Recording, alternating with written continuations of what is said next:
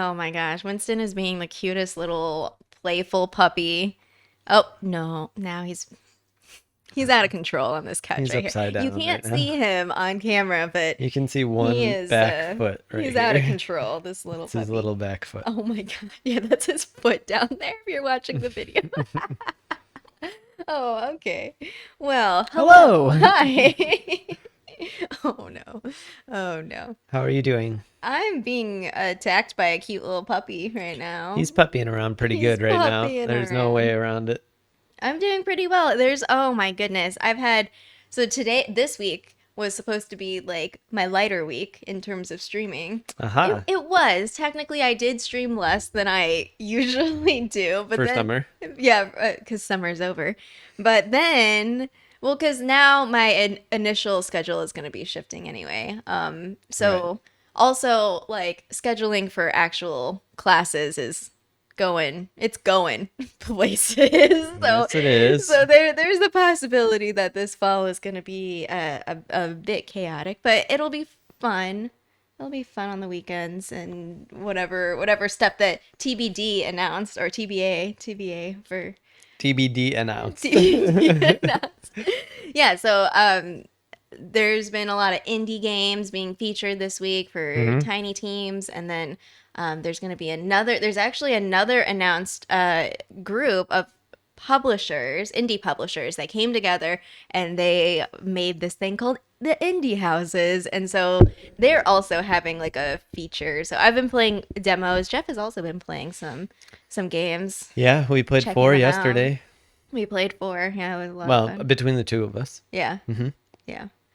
And yeah, that's been my week, is just navigating that. Oh, I'm also making YouTube shorts Yes, you have been making some shorts. Yes, for very both good. WizardPhD and Bad Plans. I was We thinking make about bad props play plans. too. So now I'm just like, oh, I'm a professional shorts maker now.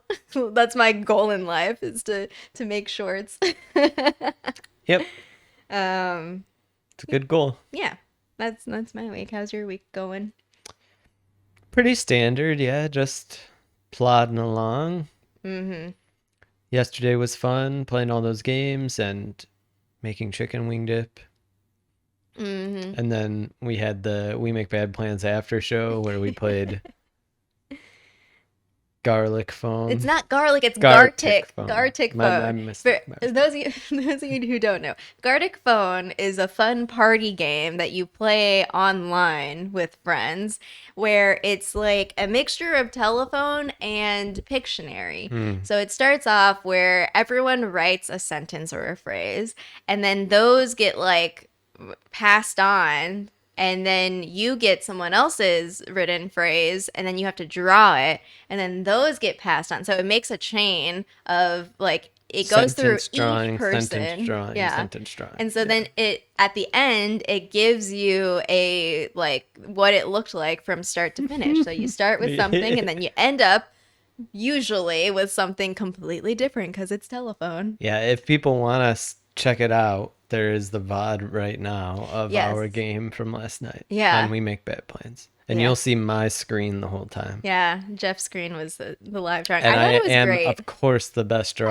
thought it in the was whole great. group. And by best, I mean worst. Well, what makes it like telephone is already a funny game because you're like you're going through like that's the concept of telephone of like things Yeah. get warped in like like the But second it, hand, third hand, fourth hand, whatever. But adding a different form of communication right. each time, like every other time, makes it really funny. We also Right. did a speed run round of that, and where we had less time to draw and less time, like the longer that it went.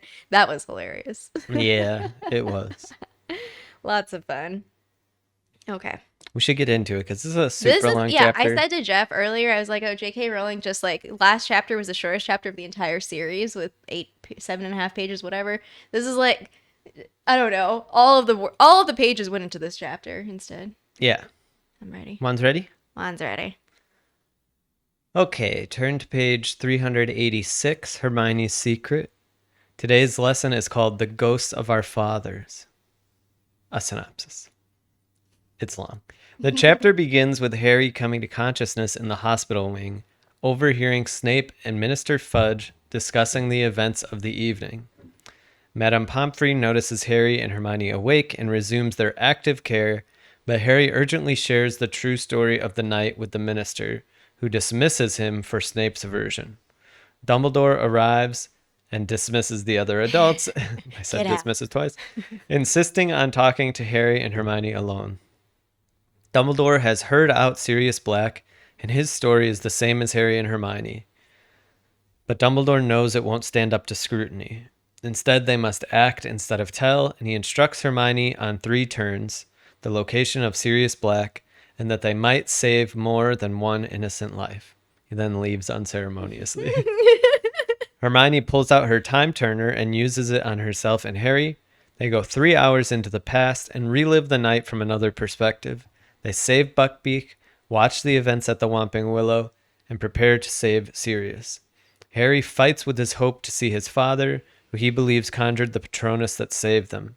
When, at the moment of reckoning, his father does not show up, Harry realizes he saved himself and casts a corporeal Patronus in the shape of a stag, Prongs.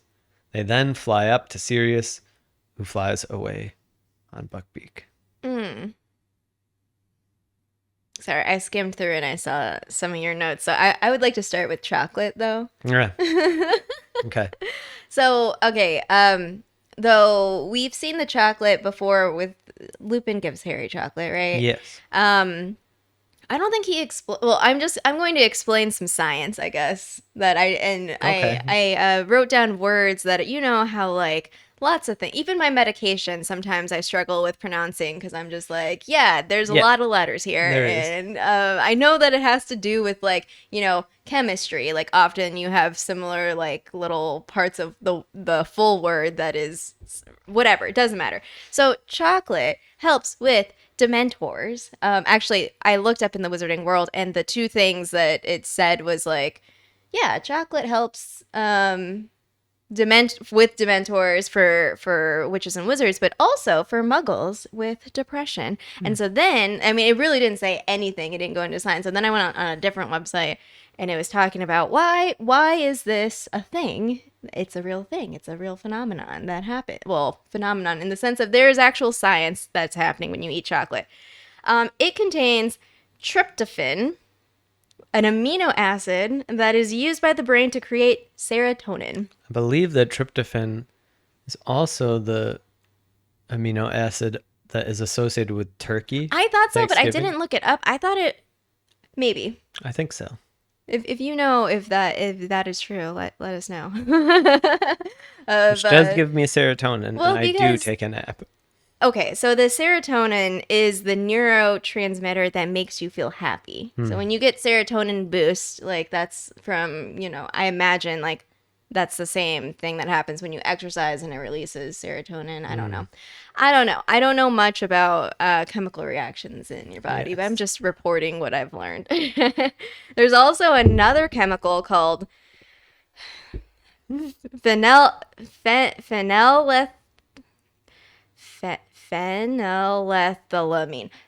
Phenylethylamine.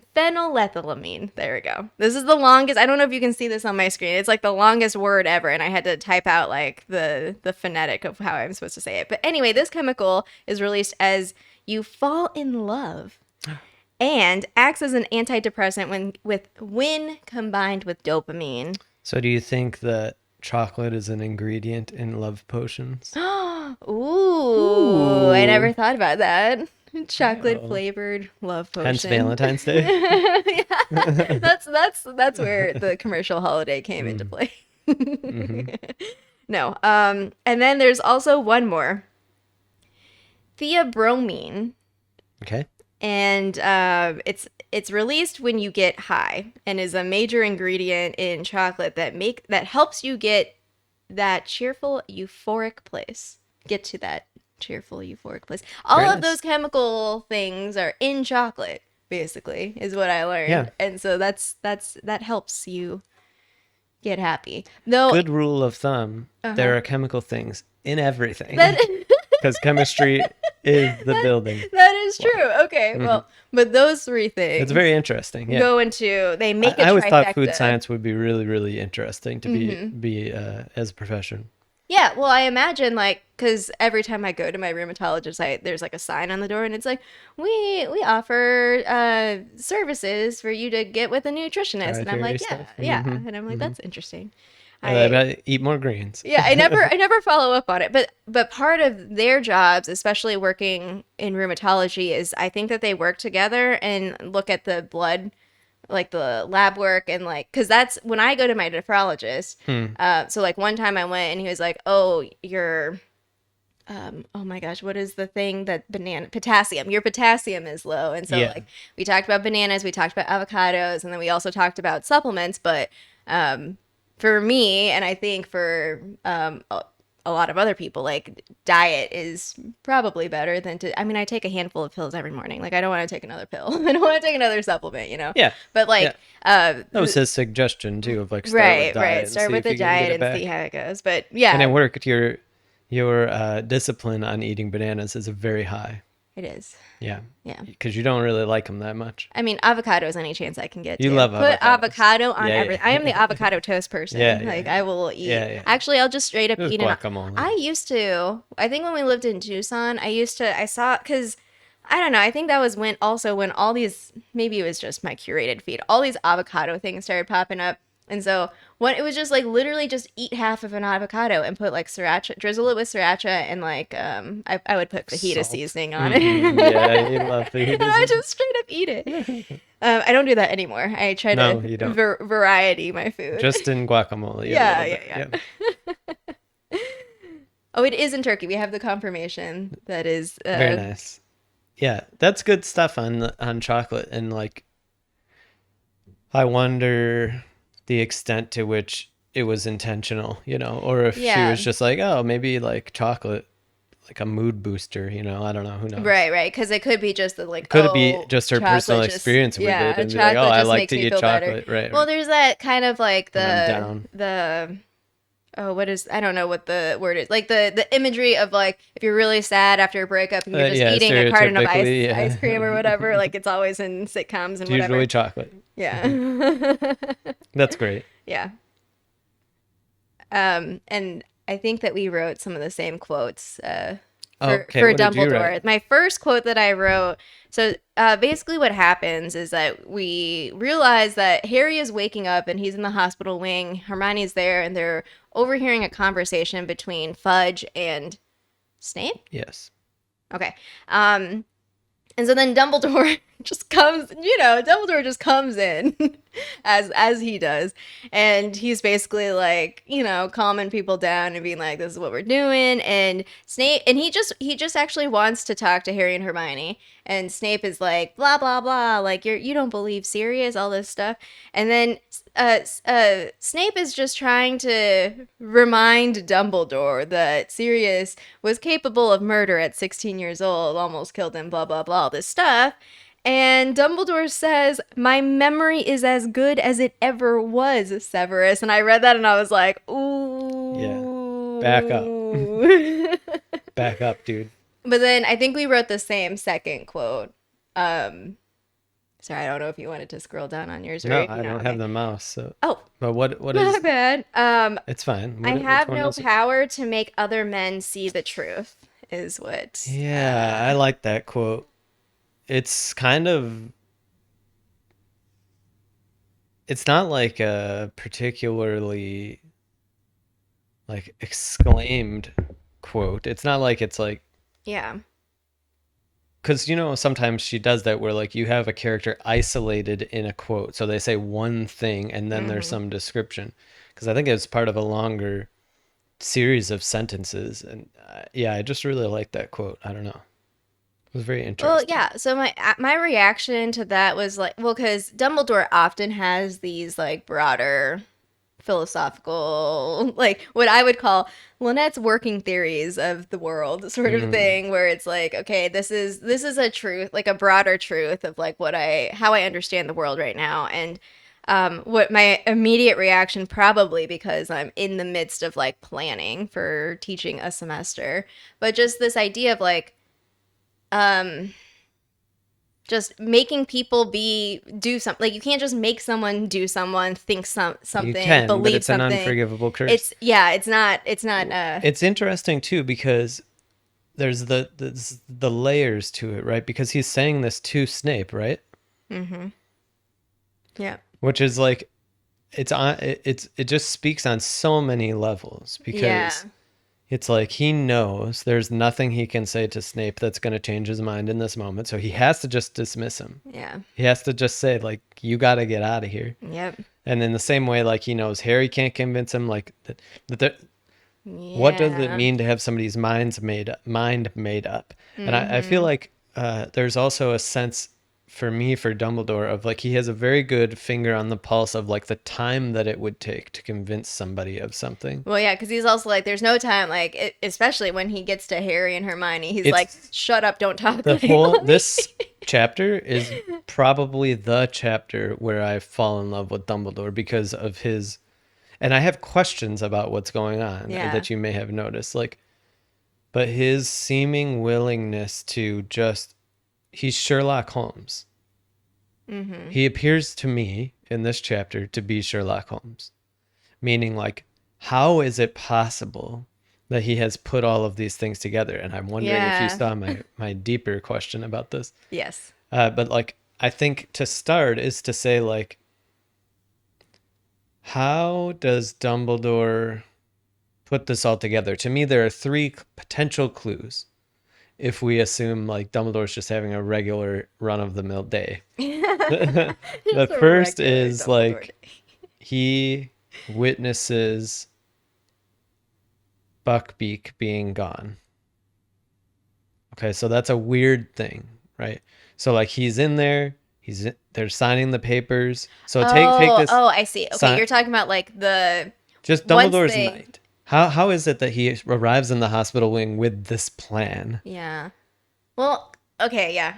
I remember last episode you said that you were gonna think about this because of like just how Harry in this chapter is like, my mind is hurting, like thinking about the like past, present, like what's gonna happen in the future. Yeah, so just keep going because I know that I'm gonna be like, oh, okay. Yeah, Yeah, so because we'll have to come there back to was that one. that line though, like after Harry's like trying to get him out or whatever, and then Dumbledore's like, oh hey, You forgot to sign he this. forgot to sign, and then Dumbledore is like, oh Hagrid, I'll take Well, I want to whatever. parse this apart, right? Because especially in the movie, it feels like movie Dumbledore in that scene because I think he even says like, oh, in the movie he like points out something in the sky or something. He like has Yeah, them yeah. all in a way that's like so obvious that it's like he actually knows there's something behind his back happening, which gets to my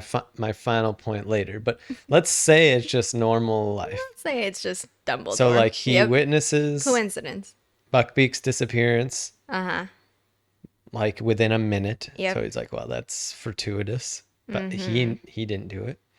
Uh, the story of Sirius Black, like what Sirius actually tells him, and the fact that Hermione has a time turner. And it seems to me that he deduces that the use of the time turner is how these things happen. Now, I think what's interesting is, of course, Sirius hasn't been rescued at the time that he's telling them this plan. Yeah. Well, he's in the process of being rescued. Actually, in the time since Dumbledore left is when Harry and Hermione would arrive. Wait, okay, yeah. All right. I'm waiting for your big question. Ah, Yeah, that's okay. well, this is a larger question that I was wondering about Dumbledore. Does he have a time turner? Well, okay, so that question makes my brain explode because if Dumbledore has a time turner, then like are they like not are they if he goes back in time at the same time as Hermione goes back in time, does that do anything bad to time? Well, I had that thought too, and I'm not sure we can really broach that I don't subject, know. but I feel like The universe is a donut. I always come to, yes, yes, it is. I always come back to this Buckbeak moment. Yeah. And there is a train of thought for me that actually, like, the Dumbledore that we see in Hagrid's hut Oh, is the second round of Dumbledore yeah. at that time, I was because he wondering. knows he needs to keep them Yeah. in this space for longer. I was wondering, actually, a thought crossed my mind. I was wondering what Dumbledore was doing the first time around. Oh no, because he was there the first time too, right? There's a lot of Because I was gonna questions. say, like, what if he? Yeah, I agree with your assessment. I think it's Dumbledore from the second time around, or like already have already have some sort of knowledge, because like what's different about Harry, like this future version of Harry and Hermione, is that they already know what happened, and then the past Harry and Hermione that are actually living life in real time now don't have that information. So you have like different. Well, this is where we get into the metaphysics of it, right? For this particular time travel, the way that I conceive of it is that you have one reality, right? The time Mm-hmm. is only once.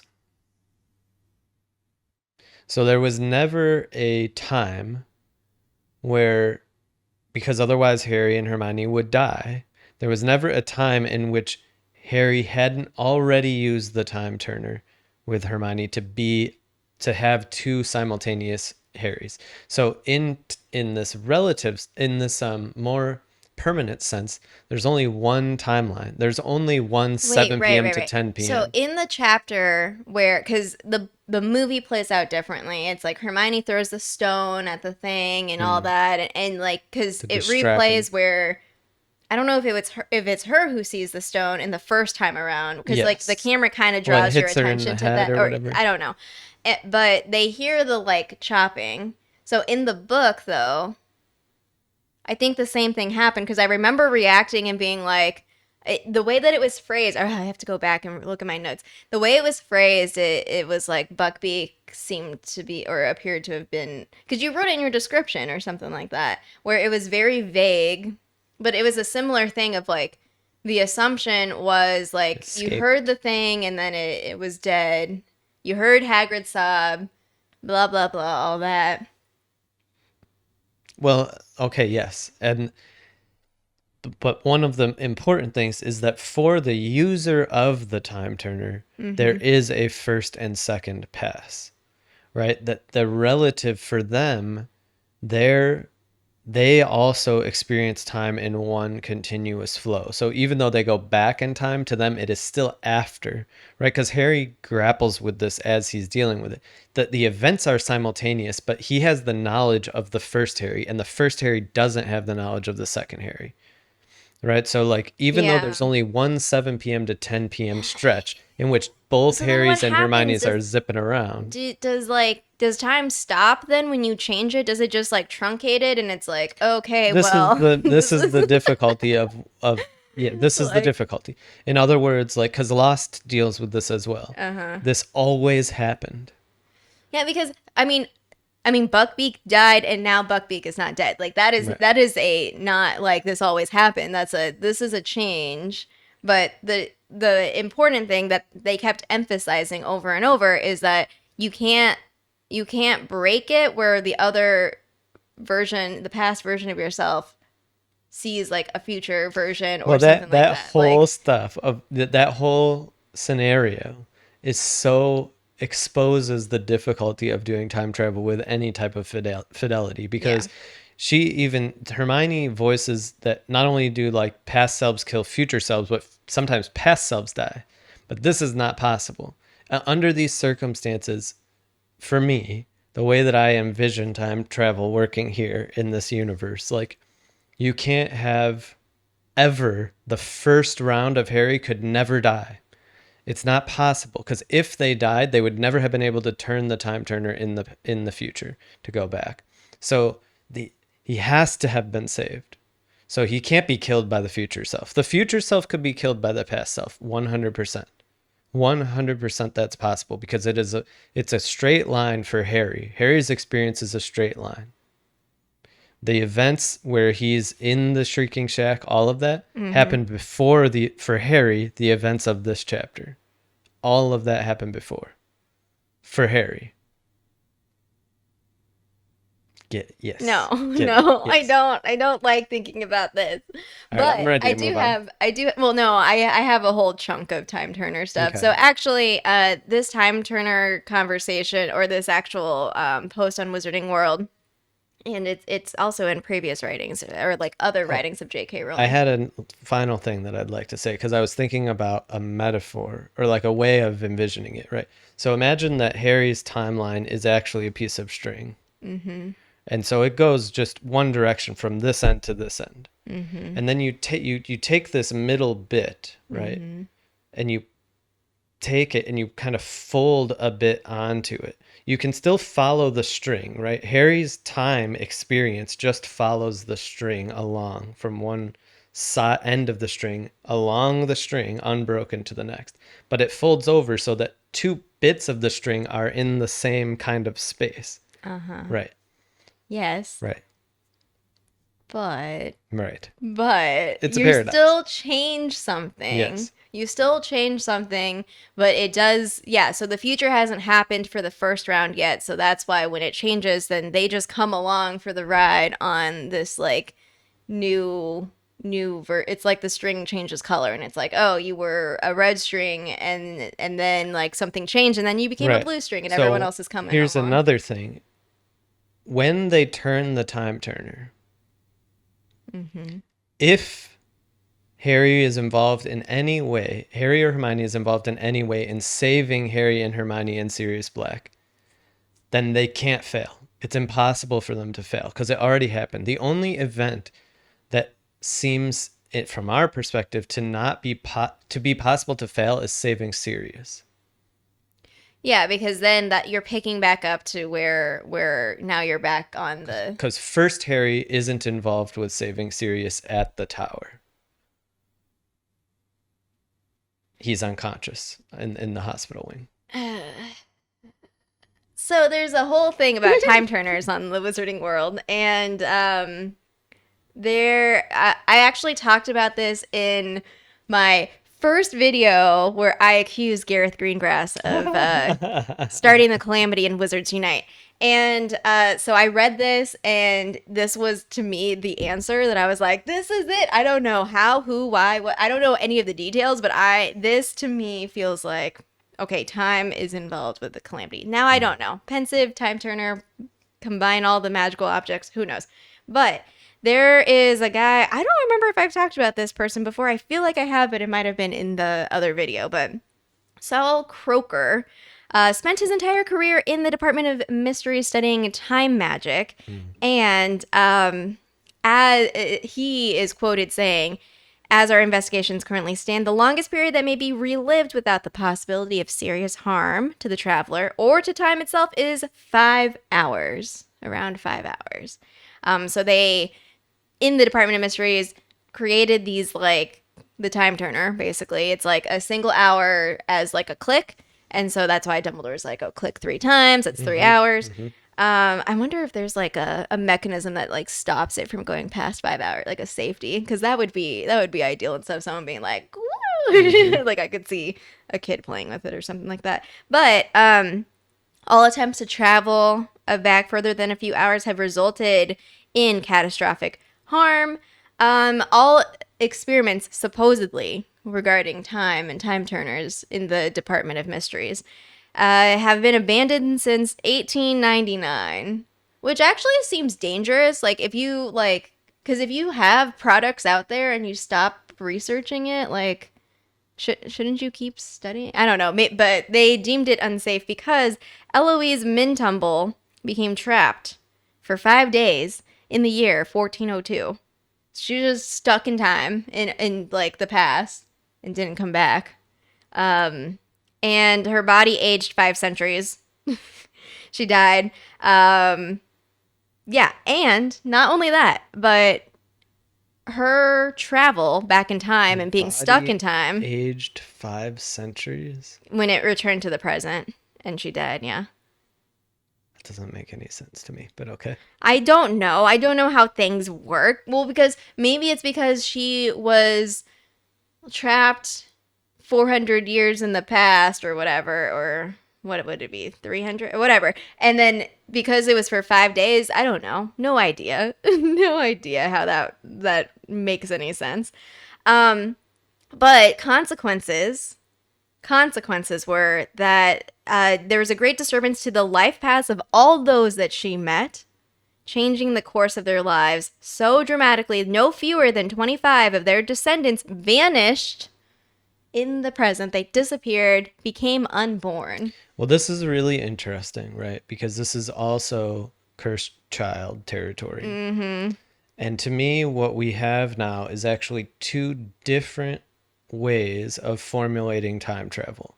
This book, to me, is more coherent. And there's a reason why it stands up to what's happening, right? Which is to say, you can't have lived, let's say we have a time turner.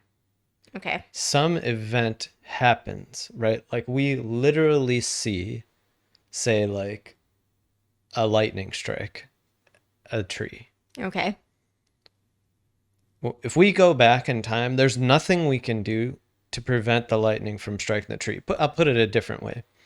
If Ron died, right? If Harry and Hermione literally see Ron's head get cut off and die, they can't time turner and prevent it. It happened. This is according to this book and the way that it pans out. They always happen simultaneously. So you can't go back in the way that I conceive of Prisoner of Azkaban use of time turner. You can't go back and change it. It always happened the way that it happened. The way that it happened, however, could have been with two of you existing simultaneously, including one of you having the experiences of the first one of you already. So this is lost as well. Like you can't change the past. So I think what's happening is that they're talking about a period of time. So we're saying that 3 hours, but then 3 hours you're able to do whatever in 3 hours and then come back to the time. It's like, okay, you're doing this replaying of time. Right. This lady got trapped in like centuries past and stayed there for 5 days. So I think there is a multiplier there in the sense of like, this lady did not go through time. Like there was enough, I don't know, time to go on, and somehow the warping of it, because then it became these like hundreds of years and then she died. But like missing that chunk of her being in existence in the present day, or in that chunk of the time, did something that affected what existed, I guess. I don't know. This is very different than the Back to the Future time travel, where the Back to the Future time travel is like you can absolutely alter the course of time. Uh-huh. Totally new timeline. No idea. Yeah. It's not meant to make sense. It is fictional, after all. Okay, so also, not only did people become unborn, descendants become unborn, but there are also disturbances in time itself. So apparently, and I don't remember covering this part when I made my initial video, apparently that it disturbed like the laws of time. And so the Tuesday after she came back and reappeared, lasted 2.5 full days. Like the time of Tuesday lasted 2.5 days. And then Thursday just existed in 4 hours. Yeah. So that's just like fun. Yeah, it's just like, okay. This is like explanation. So this is like in the context of a fictional guy who worked in the Department of Mysteries, like what happened, historically what happened, and what did the ministry do. So it says the Ministry of Magic had a great deal of trouble in covering this up. Mm-hmm. And since that time, the most stringent laws and penalties have been placed around time turners or those studying time travel, around hundreds of laws, which, of course, Hermione has to. Well, one of the things I wrote in my notes is the exchange between Hermione and Harry as they're going through all this really shows why Hermione is allowed to have a time turner or not Harry. Because Harry's just like, we gotta do this. We gotta, don't let Peter Pettigrew get away, or do this, do that, whatever. Yeah, there's a lot. There is a lot, yeah. J.K. Rowling said that I went far too lightheartedly into the subject of time travel. Yeah. In Prisoner of Azkaban. She also says she does not regret it because it's one of her favorite books in the series. Well, I think she does it really well. Like, very consistently. She clearly thought about this deeply, of like how there are really two models often in fiction of how you do time travel. It's this one and Lost is in the category of like, it is possible to have two of you at the same time, two actors at the same time, the same person. They're on their own timeline. One came first than the other, but they could be acting in the same time frame. And that's what's happening here. There are duplicate Harry and Hermione's. There are two of them, but they're not identical. One set came after the other set. Yeah. But they're functioning at the same time, versus like being able to change the past. So it's possible to time turner and have two of you acting. So simultaneously, these two things are always happening. But the other way of viewing time travel is actually Cursed Child, where it's like you could go back and do the whole world differently by changing something, and so 40 years change. I see. So like, right. So the past, you could go back and kill Voldemort as a baby. Okay, but and then Voldemort would never have existed. But this again is a distinction of like how far you go back, like in terms of consequence. In the two fictions, they're not, right? In the two fictions, either Voldemort was killed as a baby or he wasn't. That's the only timeline. There's only one true timeline. So even if it involves somebody going back in time to kill him, he either died or didn't die. If this is Prisoner of Azkaban, or you have like Back to the Future, where it's like, well, Voldemort lived this horrible life and caused all these things, and so I went back and killed him as a baby, and now he never existed. And now when I go back to the timeline that I was from, nobody knows about Voldemort because he was always killed as a baby, right? So they're very, very different. Yeah, so I guess like the distinction here is that the way and the reason why Dumbledore was like, this is urgent, is because Sirius never got Dementors kissed yet. Never got Dementors kissed. To this question, Buckbeak never died. Buckbeak never died. He was always saved by the second Harry and Hermione. And the reason why Dumbledore says to them, you may save more than one life, is because he knows that they think, or it could be that the potential that Buckbeak dying. Because that line to me is what makes it what suggests that like they actually are saving Buckbeak, but it's that they think that they're saving Buckbeak because they think Buckbeak died. But what you're saying is in reality, or in the context of this time turner reality, Buckbeak never died. It's just that the first Harry and Hermione think that Buckbeak died. So Correct. Dumbledore is telling them. You can see how delicate she is with it. It's not like they actually see his head get cut off. Yeah. Because it never happens. He always escapes. So I was envisioning like Edge of Tomorrow, like where Edge of Tomorrow's so great. Because I was surprised that Harry and Hermione did this all in one go, that they didn't like re-time turner. Like, we messed up like this thing. So Edge of Tomorrow, the concept is like, I don't know. It's also with time and like replaying things and retrying over and over and over. Actually, it's kind of like video games too, or like my spam save and then I just go back and redo it over and yes, over. Yes, it's it is meant to be a video game mechanic, that movie.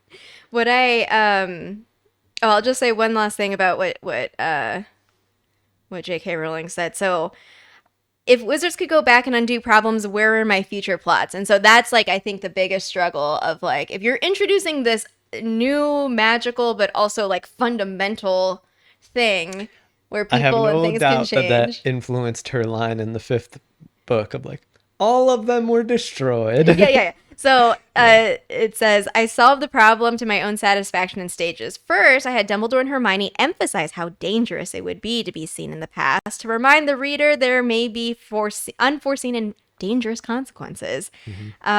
Second, Hermione, I had Hermione. Oh wait, we haven't gotten to that point, but basically Hermione gives back the time turner, spoiler alert. And then third, the destruction of all the time turners, of being like, okay, removing the possibility of reliving even short periods in the future, which of course when Cursed Child comes, are we covering Cursed Child? I don't even know. I don't know. We may look at a special episode, but I feel like it would, because that also deals with time. I think that my brain might literally explode, and I don't know. We'll see.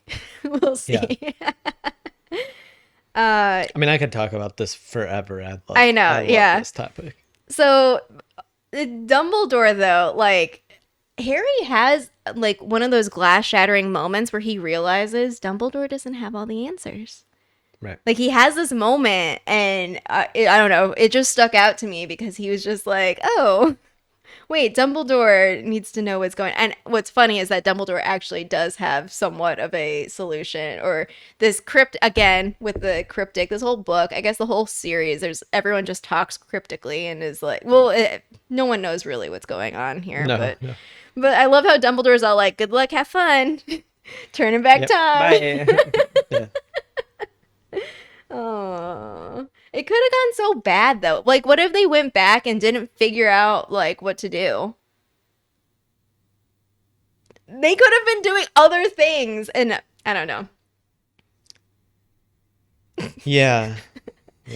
I feel like Dumbledore giving vague instructions, it was not helpful, but they did figure it out, I guess. Right. There are. Yeah. No response. Well, I don't know how deep you want to get into this. Uh-oh. Like, you can't. In my view of this book, in isolation, the way that time travel is working here, like. Yeah, you're gonna say the same thing to me, but I guess I don't know. Yeah. I guess because Harry does make the line where he's like, I knew I could cast the Patronus or I knew I could do it because I already done it. Like, that's basically the summary of like what was happening.